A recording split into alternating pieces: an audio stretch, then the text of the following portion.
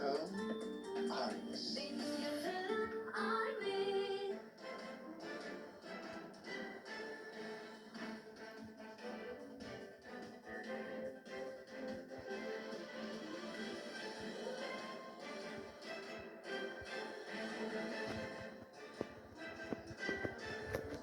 Haftanın son iş gününde ATV ekranlarında gün ortasına hoş geldiniz.